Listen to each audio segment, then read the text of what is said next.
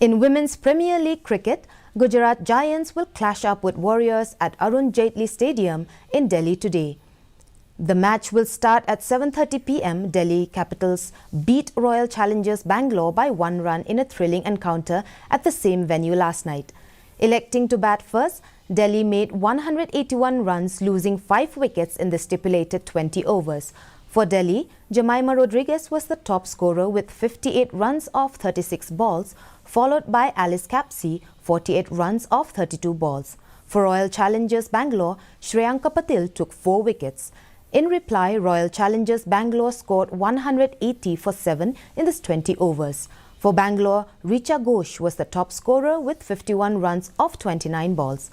Elise Perry scored 49 off 32 balls. The Modi government has announced the implementation of citizenship amendments